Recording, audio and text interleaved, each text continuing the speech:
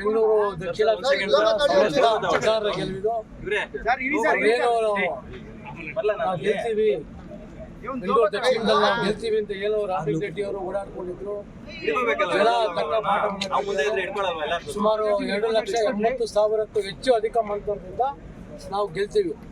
ಇಡೀ ಬೆಂಗಳೂರು ದಕ್ಷಿಣದಲ್ಲಿ ಇತಿಹಾಸದಲ್ಲಿ ಕಾಂಗ್ರೆಸ್ನವರು ಇವತ್ತು ಮನೆ ಮನೆಗೆ ದುಡ್ಡು ಕೊಟ್ಟಿದ್ದಾರೆ, ಬೇರೆ ಕಡೆಗೆ ಗಿಫ್ಟ್ ಕೊಟ್ಟಿದ್ದಾರೆ.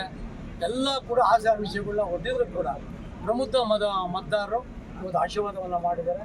ಸಮಸ್ತ ಕಾರ್ಯಕರ್ತರು ಎಲ್ಲರೂ ಕೂಡ ಇವತ್ತು ಹಾರ್ಡ್ ವರ್ಕ್ ಮಾಡೋ ದೃಷ್ಟಿಯಿಂದ ಇವತ್ತು ಭಾರತೀಯ ಜನತಾ ಪಾರ್ಟಿ ಮತ್ತೊಮ್ಮೆ ನಾವು ಗೆಲ್ತಿದ್ದೀವಿ.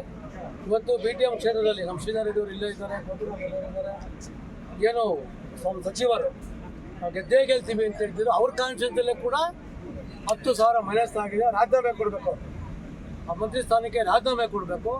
ಮತ್ತು ಎಲ್ಲೋ ಒಂದು ಕಡೆ ಏನಾಗಿದೆ ಅಂತಂದರೆ ಈ ಒಂದು ಸೋಲು ಅವರ ನೈತಿಕತೆ ಏನಿದೆ ಅವತ್ತು